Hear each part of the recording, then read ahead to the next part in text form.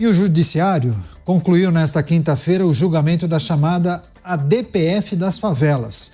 Os magistrados determinaram que o Estado do Rio de Janeiro elabore um plano para reocupar territórios sob domínio do crime organizado, mas manteve as restrições de ações policiais.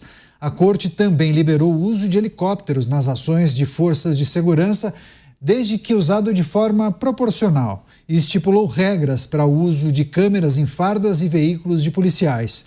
Além disso, o Judiciário determinou que a Polícia Federal investigue crimes com repercussão interestadual e internacional ocorridos no Rio de Janeiro. Chamar o Roberto Mota, que acompanha essas movimentações e os debates em relação à DPF das favelas já há bastante tempo. Você, Mota, qual é a sua análise e reflexão sobre o entendimento da Suprema Corte Brasileira em relação à DPF das favelas? Algum tipo de avanço ou é mais ou menos o que vinha acontecendo? A vigência permanece ou teve algum tipo de ajuda no sentido de colaborar com as forças policiais? Canhoto, eu ainda não vi a decisão completa, eu só vi alguns trechos, então eu ainda não consigo fazer uma avaliação.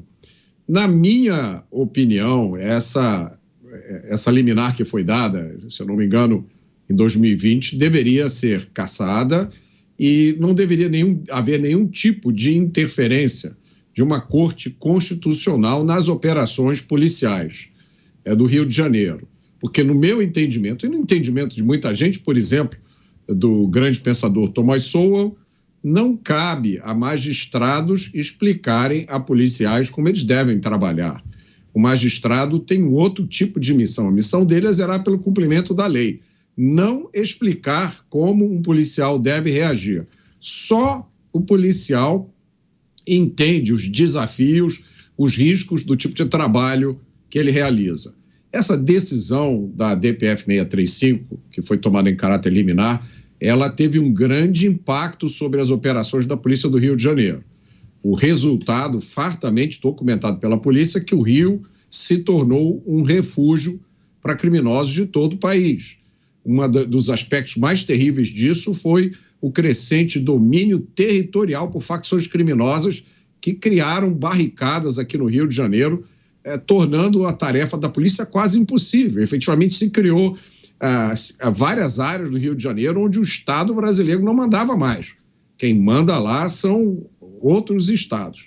Então a gente tem que fazer uma avaliação. Eu vi algumas coisas que eu achei positivas, mas ainda não tenho o retrato completo. Vou precisar analisar primeiro para dar opinião. Claro, sem dúvida.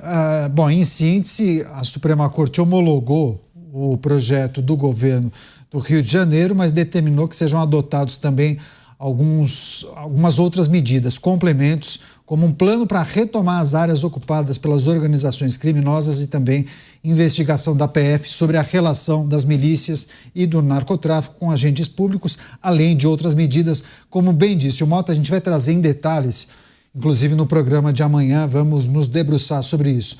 Você, Beraldo, a decisão do Supremo em relação à DPF das favelas, pedindo combate ao crime, mas manteve também algumas restrições para as incursões da polícia nas comunidades. Beraldo, 1 minuto e meio. Canhoto, a gente vê essa decisão, que eu também não conheço os detalhes, mas combate ao crime é combate ao crime.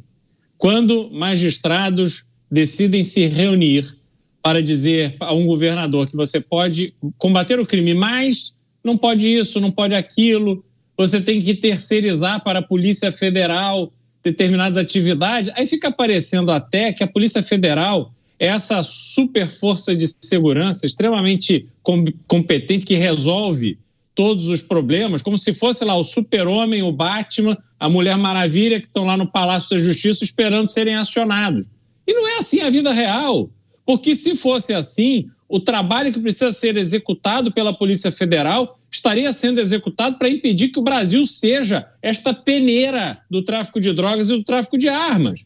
Mas a realidade é que o Brasil está muito mal posicionado porque a Polícia Federal, inclusive, não recebe os investimentos devidos para executar de forma plena o seu trabalho. Então não adianta ficarem ali em Brasília querendo achar que vão tomar decisões para fortalecer o combate ao crime no Rio de Janeiro.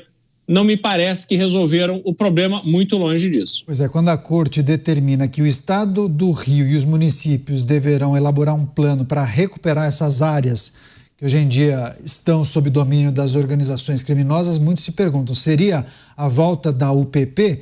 Bom, a gente vai trazer isso em detalhes nos próximos programas. Para fechar você, Dávila, 50 segundos. Bom, toda vez que a Justiça toma uma decisão que ajuda a polícia a voltar a agir no território, tem que ser aplaudida. Vamos analisar a fundo aí, como bem disse o Mota e o Beraldo, mas pelo menos suspendeu essa ADPF 635, que é um total absurdo. Agora, quantas vidas foram perdidas? Como aumentou a criminalidade por causa dessa ADPF 635, que vigora desde 2019? Este é o ponto que nós temos de investigar amanhã na nossa análise mais profunda da medida do Supremo Tribunal Federal. Mas hoje tem você em dose dupla na TV, é verdade? Inclusive com uma figura muito importante. Rapidamente, faça o convite para o nosso público, Dávila. Convido o nosso público hoje à entrevista com o governador de Minas Gerais, Romeu Zema, um dos cotados aí como presidenciável.